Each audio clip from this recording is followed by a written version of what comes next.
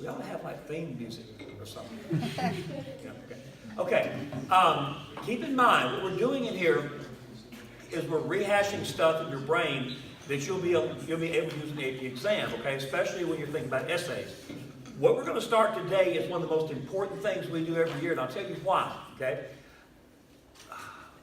A couple of years ago, kids would come up to me and say, okay guys, we're going to review for the AP exam, and we went through the themes and things like, went through African American history, women's history, compromises, Supreme Court cases, and it never fails that the one thing that kids asked for was, can we go back and talk about the political parties? And the reason is confusing. If you start talking about the Jeffersonian republics of the Federalist era and the Federalists, then all of a sudden the Whigs, then all of a sudden the Democrats, Democrat Republicans, all that gets jumbled around. So I finally sat down and said, here, we're going to take some time to sort all this out. This may be important for you because it takes all that political evolution and it breaks it down to period. So this is something that helps kids out a lot because it can be confusing. So we're going to talk about our political culture. Keep in mind that our political culture is different because we're a democracy, okay? Because we have stated democracy guarantees that we will be able to employ what Madison was talking about with factions. We have never been a one-party country except during the times of the era of good feeling, okay? The fact that we have people with different political beliefs means we're going to have a multi-party system. Sometimes there are a lot of them, like there were before the Civil War. Sometimes it's only two. Okay? So again, our culture is one of a multi-party system, and the reason is we have the freedom to be a multi-party system. All right? So, this is what we're going to talk about today. Changing demographics and capricious philosophies. Capricious also means changing. Okay? The whole thing, guys, if you write about this stuff, keep this in mind when you talk about politics. Okay? Politics, all politics is the relationships between people. It's how people interact. Okay? We usually think of it in government and things like that, but there are other politics, okay? Politics between, for example, there are gender politics, sexual politics, politics between boyfriend and girlfriend. Some of you guys have probably seen that, all right? What we're talking about here is in America, when you have a changing demographic, okay, that demographic is typically going to represent a faction, okay? And that faction will have its own political identity. So when demographics change, so will that political identity. One example of this is look what happened to African Americans after the Civil War when the 13th Amendment was passed into more slavery. You know that the Republicans came down south and tried to encapsulate them into a voting bloc, okay? And they did. African Americans voted Republican when they could vote, when they could get past the Klan and could vote and things. They voted African American until the Great Depression. When they became part of the New Deal coalition, that's when African Americans stopped being Republican and started being Democrat.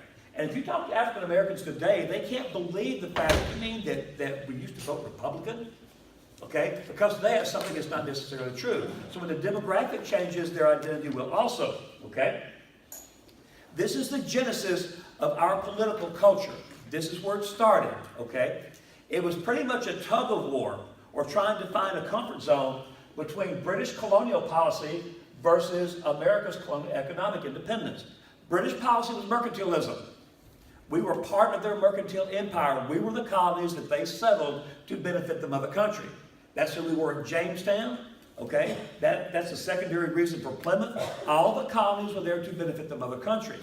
The problem is, and guys, we talked about this in class at the first of the year, and we tried to hammer this because this is so important, okay? When the colonies were formed, they were allowed to govern themselves.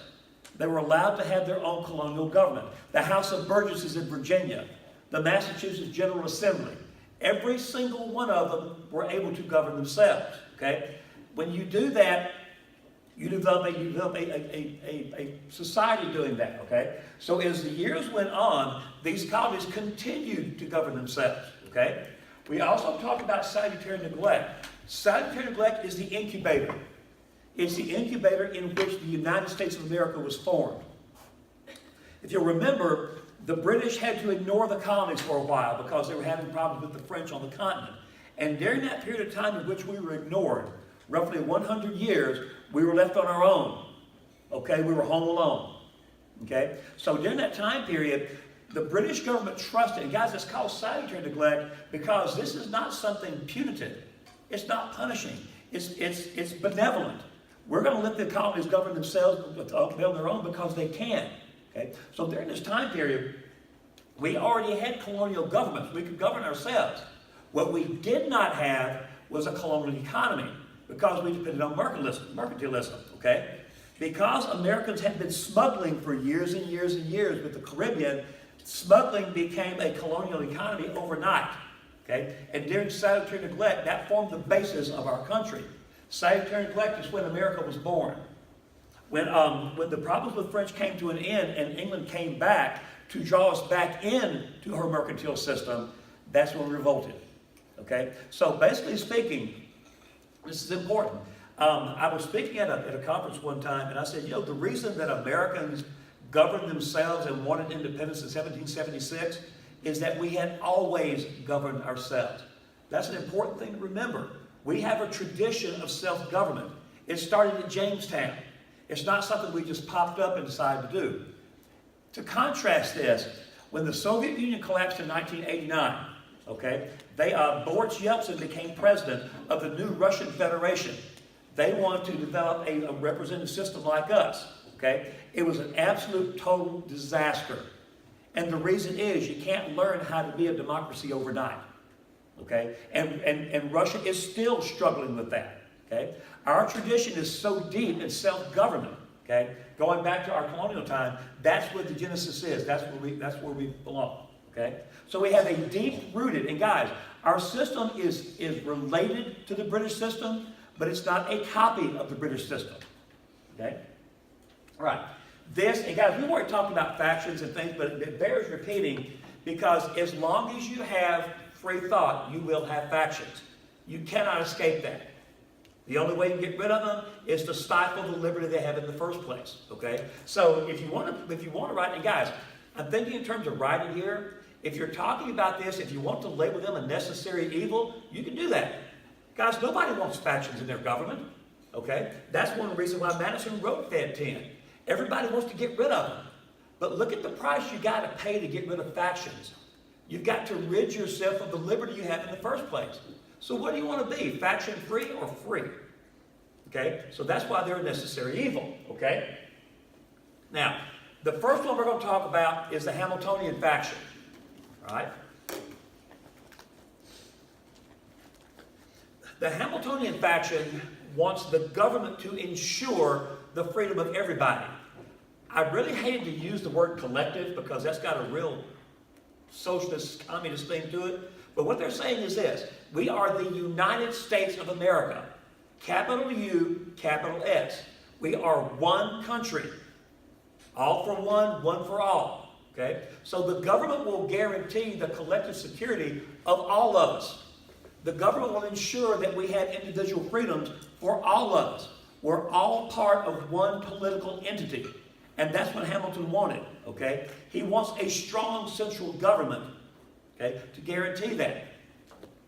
That's important, okay? Because what happens is you have to surrender some of your individual freedom for the will of the good, for the will of the majority, okay? Here's the other one. The other one is Jeffersonian.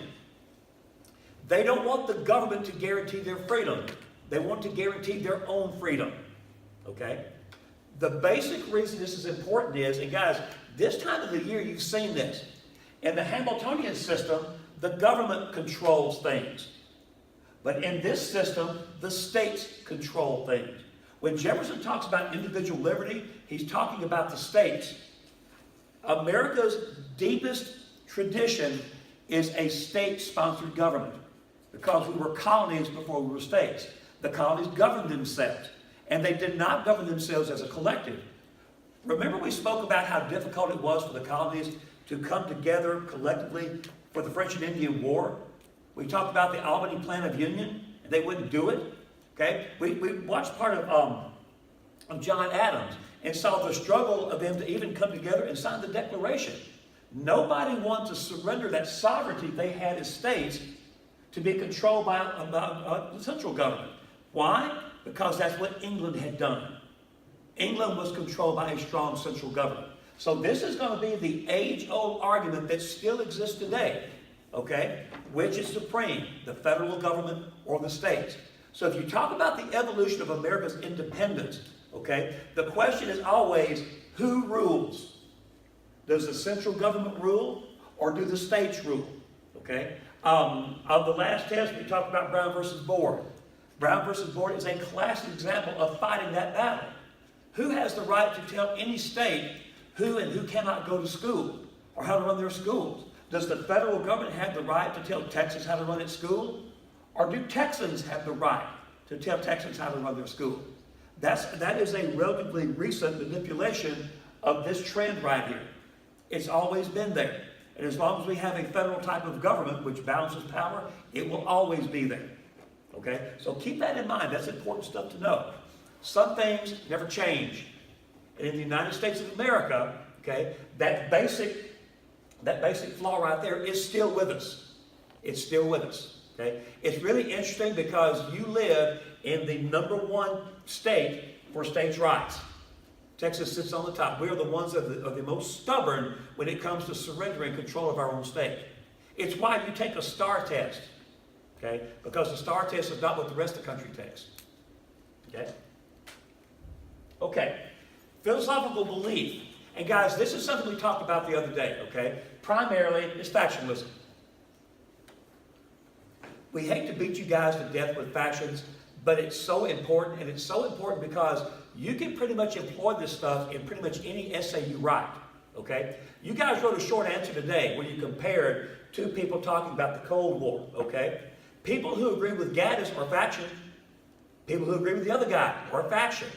They're everywhere, okay? So understand what factions are and understand how to use it in your essays. You can put this stuff in anywhere and it gets you points, okay? Okay? And of course, it's a necessary compromise.